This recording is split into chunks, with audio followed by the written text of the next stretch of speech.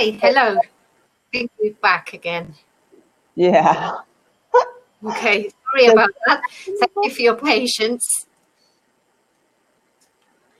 Can you hear me okay? Can you hear me? You're my... Yes, I can hear you. It's morning time here where I am, and you're my first student today. So I'm not sure if there's a problem on the Cambly website or the internet. Sometimes I notice throughout the day if lots of people have the problem, but I'm not sure. Have you been using Cambly for a long time? For maybe almost 6 months, but I'm not usually for my kids, actually. Okay. Yeah, because I bought 3 days a week. Yeah, Okay. and I bought 2 packages, one for my daughter and one for my son.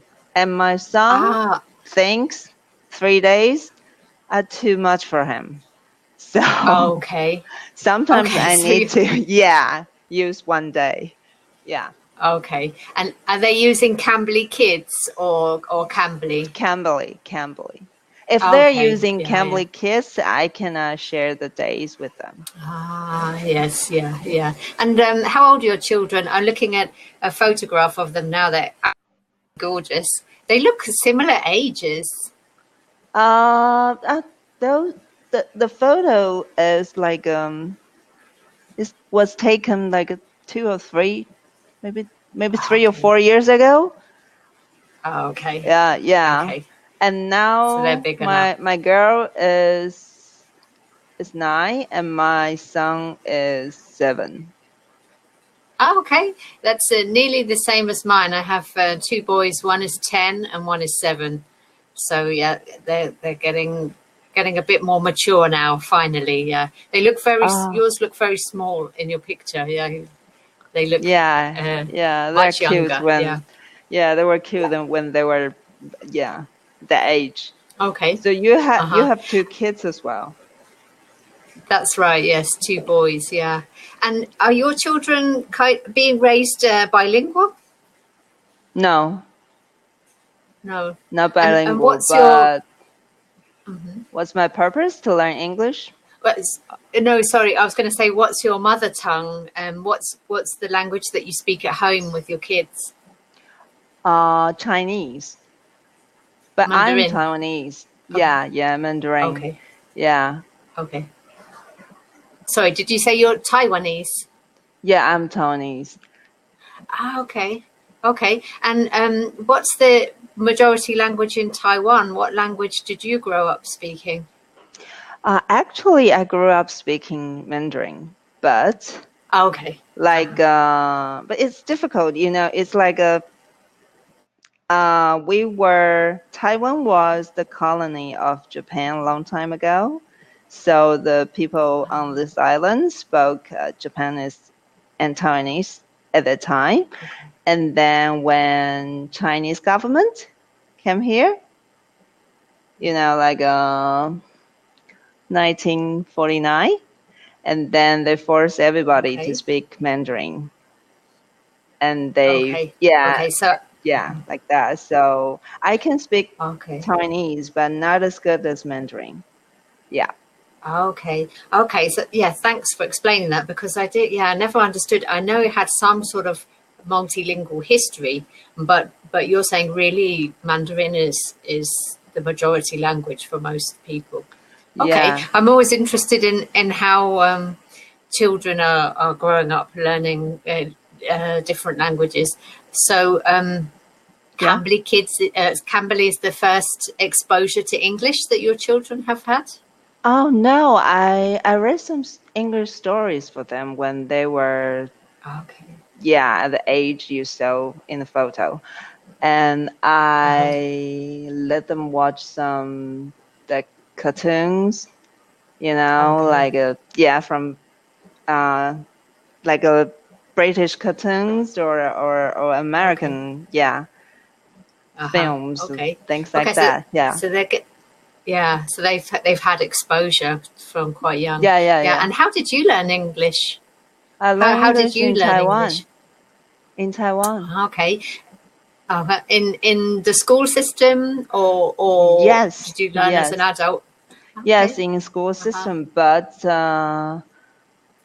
when I went to like graduate school, I met some foreigners in my school, and they, they went to my school to learn Mandarin. So we kind of like a language exchange. Yeah, yes, and that it's a great helps. way. Yeah. Yes, definitely. Yeah. And do you use English in your daily life at the moment? No, not really. Okay. Okay. So most of your students speak English in daily life?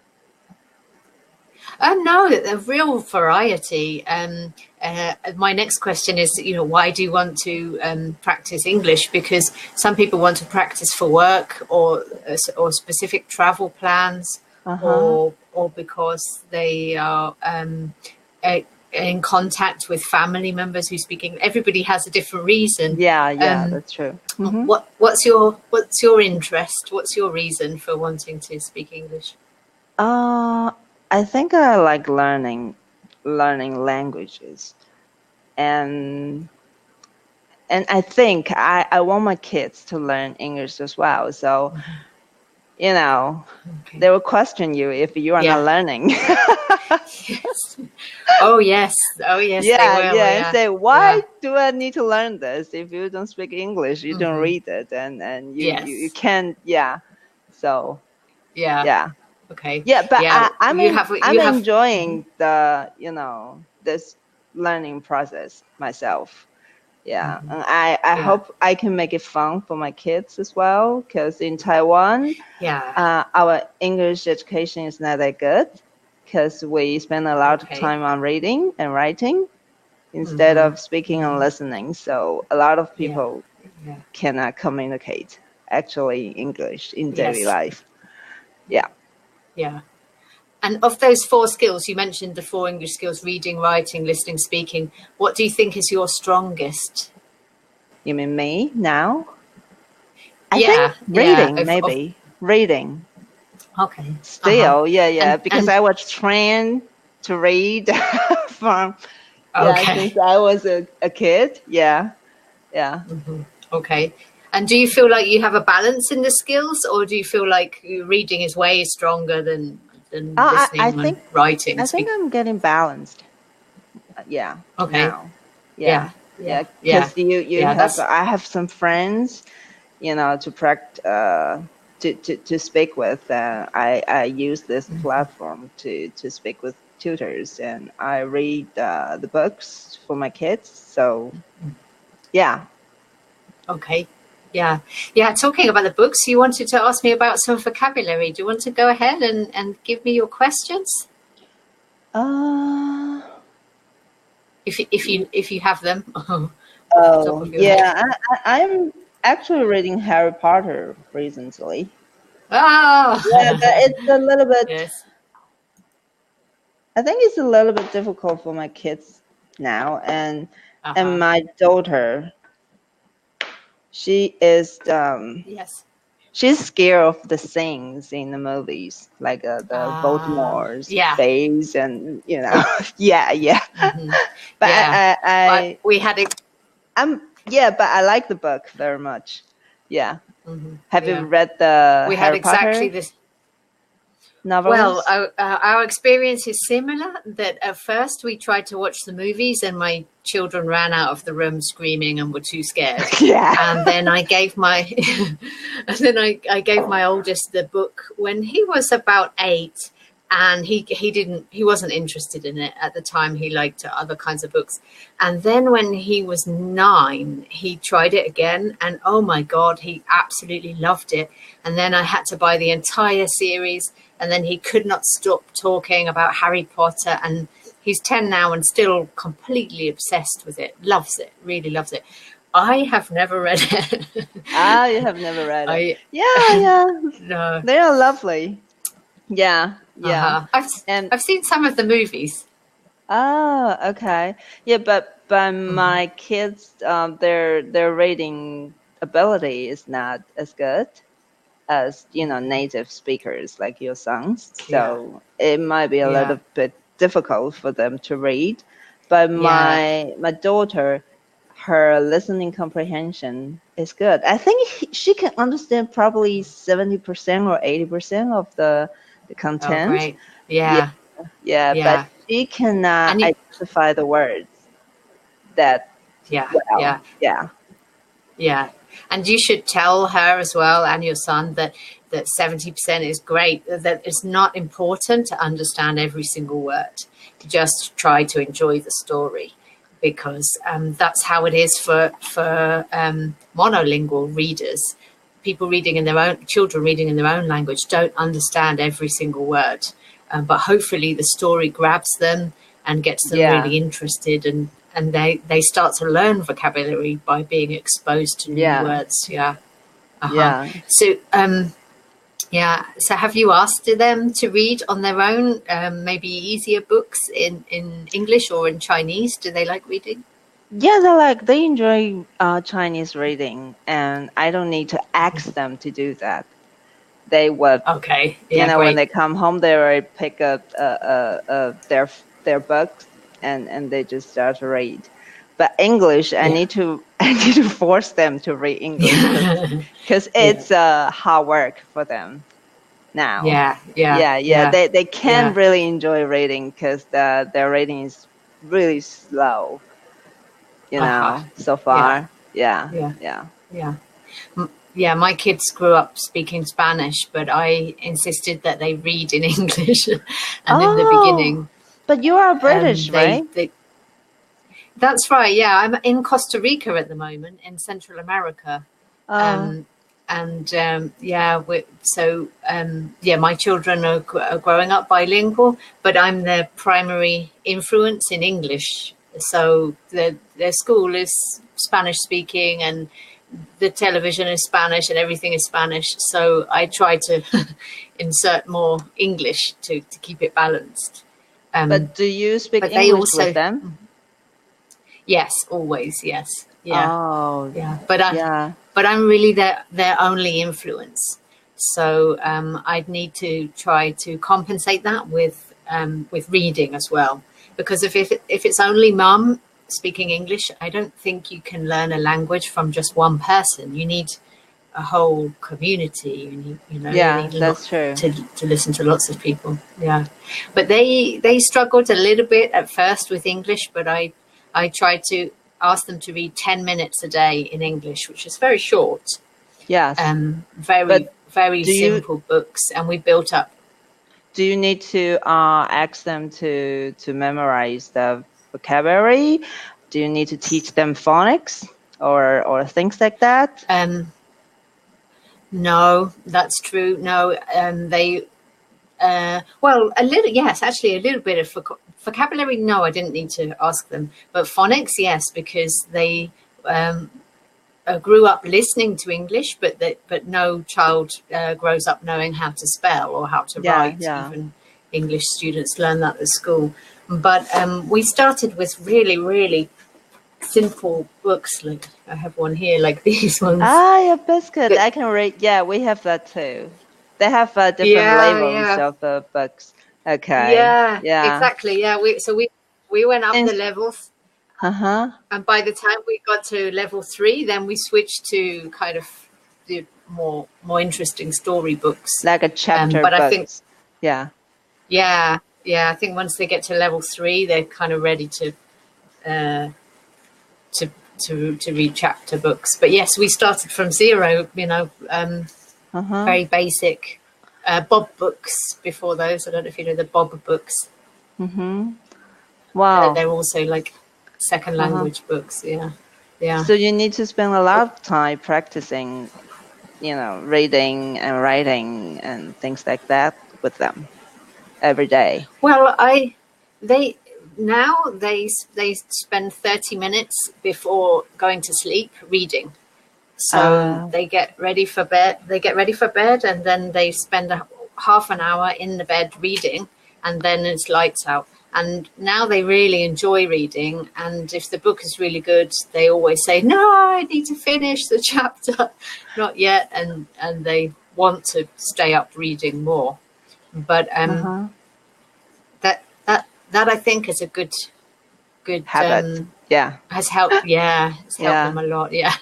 But like my kids, their Chinese reading is much more stronger than English reading. So that's kind of like they won't pick English books when they have time to read. Yes. So what about your kids? Do they pick Spanish books instead of English books? Well, I deliberately only gave them English books. Okay. I gave them no choice. I gave them no choice because I really wanted them to, and the same with movies. I insisted that they watch all the movies in English because I needed them to have more influence of English. But I think that maybe your children will read books in English when they're ready, when they're older, when they have more skills behind them. Because I think the most important thing is to teach them to love reading, and the language doesn't matter. And if they get older and they want to read books in English which were originally written in English, then they will if they really enjoy reading. But it's a difficult thing for all students to maintain that balance between the skills. I learnt Spanish by speaking and using it in the workplace and socializing. And I'm pretty terrible at writing because I didn't learn it in school. So some of us are really unbalanced. Yeah. Do you need to write? Well, I need to write to my kids' teachers sometimes. And then I realize, oh, wow, that I'm not very good at this. I feel like that's my weakest skill, but it's about the amount of time that we spend practicing. And I spent a lot more time speaking than writing. And with our kids as well, you need to keep in mind how much practice are they getting in each of the skills. So Cambly's great for listening and speaking. And if the school is doing a bit of writing and reading, then you're going to get a balance. But maybe if the school is not... They don't teach English until they are like in the 3rd grade. So when they are 9, they don't teach any English in school. So they teach them alphabet when they are 9. So okay. And then I imagine it goes really fast as well. And then, 1 year you're expected to have completed a level and be on to the next level and then the next level. And it's a hard way to learn. Making progress, then that's okay. They really enjoy the listening to English stories so far. Okay. I don't enjoy reading, but listening is okay. Okay. So Harry Potter's a little bit too hard, do you think? What other books have you tried reading to them? Do they have any favorite authors? Do you know Magic Tree House? Yes. We have MP3 files. So I play. In the beginning, I read the books for them, but it took a lot of time and at last, it's exhausting. I was thirsty and exhausted. I think, okay, if I can understand the content, then I just play the story for you. And I asked my daughter to listen and read, at the same time. So I think it might help her to identify the words when she hears the stories. So and to be exposed to different accents as well is really good. If you're listening to audiobooks, you're getting a range of different accents. So that kids don't get used to just one way of hearing it. So my kids understand my accent really well. They don't understand American accent? Americans, yes, because they've seen a lot of movies, but things like Scottish accents and Welsh that's accents. Hard for everybody. Really hard. Yeah, that's true. That's true. Yes, Scottish is too much. Yeah. But like South African or Australian, they are okay, right, with those accents. Yeah. But again, the rule is it depends how many hours you've spent listening to that accent. And they have probably spent thousands of hours listening to Americans and British people, and maybe 2 hours in their whole life listening to an Indian speaker. So if you don't have practice in that skill, then your skill will be weaker as a result of that. Yeah. I hadn't thought about audiobooks, but I experienced the same thing as you, that it got really tiring reading to them at night. And then I thought it was the most genius idea of my life to ask them to read for themselves for half an hour. But but they can read now. You don't need to. You don't need to read it for them. So it's good for you. I'm happy now because I don't need to read Chinese books for them anymore. And do you know the author David Walliams? He's a British author who writes children's books. The worst children in the world. The author of the book. But I never read his books. Never. So do you like his books? I read one. Yes. Well, when I was. Do you like it? Yes, very much, and my kids love it. Yeah, when I was young, my favorite author was Roald Dahl, so I bought my kids all his books. Like Charlie and the Chocolate Factory. The Factory, yeah. And what else? Charlie and the Chocolate Matilda. Factory. Yeah. So I love those books. So my daughter loves them. So I have those audiobooks as well, so she can get used to British accent. She's much better than I was when I was a student, because I couldn't understand British accent at the time. What would teach here is American, style. English. So yes. Well, I think that David Walliams is a modern Roald Dahl. So if your daughter liked the Roald Dahl books, then she'll also like the David Walliams books, and your son too. Yeah, lots of them are for boys. But I have a question. For me, they're very similar. Do you think that Roald Dahl's book, they have a lot of weird words in his books? Is it true? Yes. I don't know how to explain those words to my kids. I think that's part of the fun of Roald Dahl, is that he likes to play with the words, and he likes everything to be silly. It's not serious at all. It's all silly and crazy. So I would say that they're silly words. Okay. They're meant to make them. you laugh. I don't need to explain, right? They ask, but I don't know how to explain. Explain. And what about David Williams? Do those books have a lot of silly words or weird words that I can explain?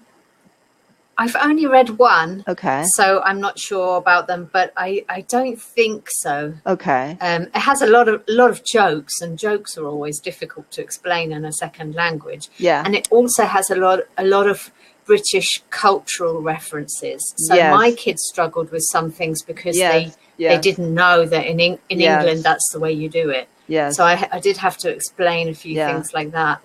But as far as your question about Roald Dahl, about explaining, I'm thinking of the book The Big Friendly Giants. Did you read that one? Is that that's one of the that's got loads?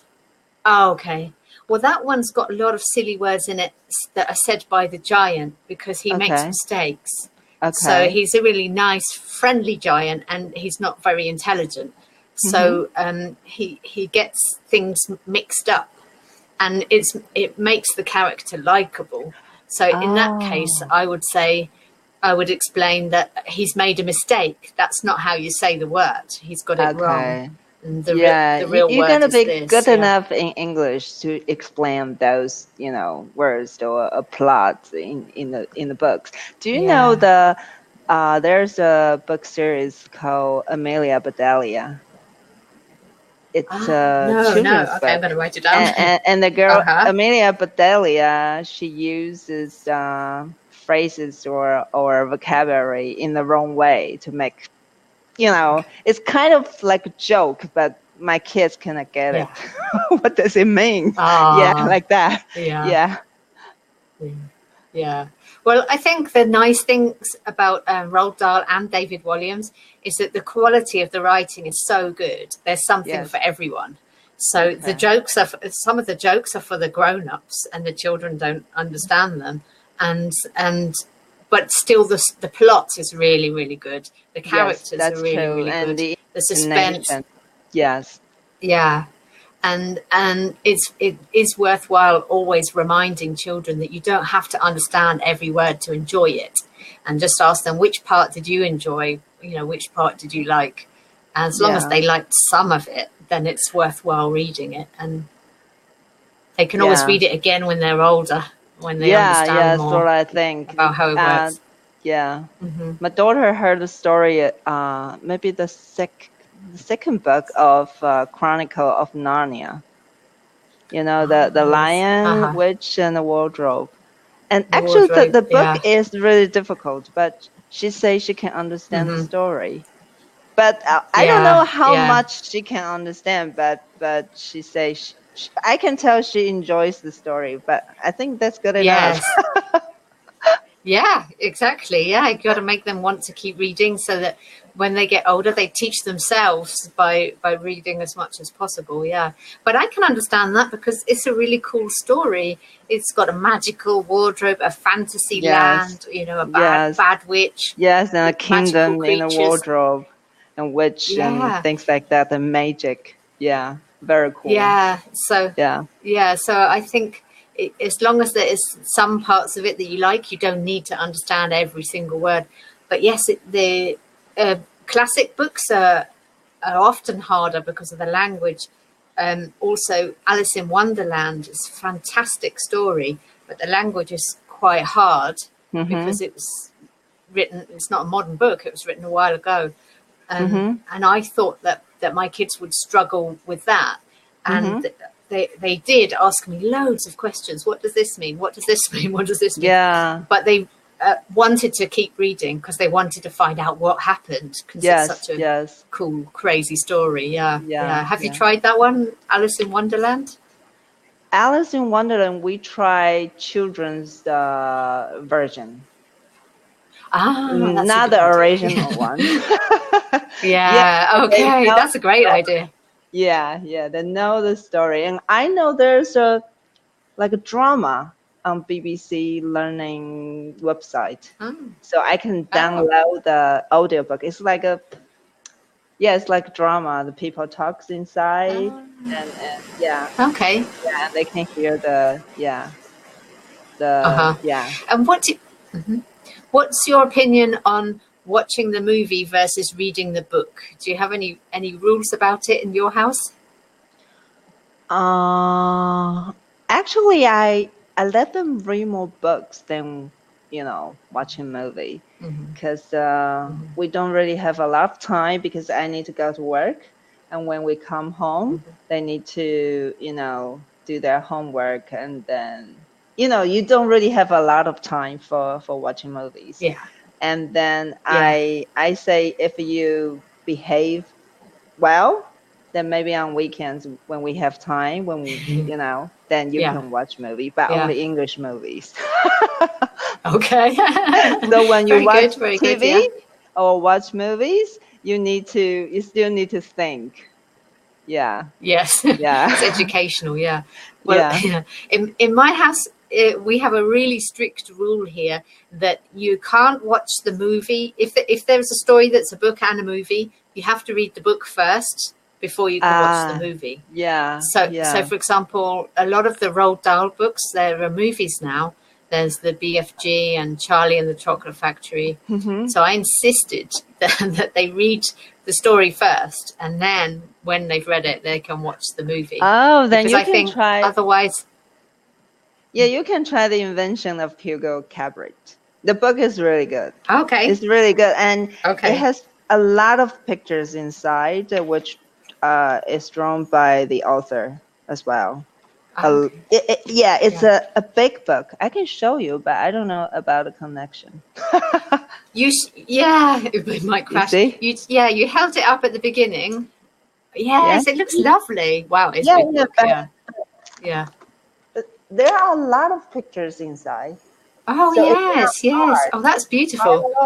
Yeah, and the pictures are really, really amazing, you know? Yeah. Yes, I think that helps as well. The boys will love it. Yeah, my daughter loves it very much. Yeah. My youngest son, he has to have pictures. he enjoys that part more, I think, than the reading. And I think this one is better than this one. So you don't need to buy this one, just this one. Okay, not recommended. Yeah. Okay. Well, my time is up for today. Sure. Okay. Well, it was really nice to talk to you. Yeah, it's nice to talk to you. All your projects in English. And take care. Have a nice day. Yeah, you too. Bye-bye. Thank you. Bye-bye.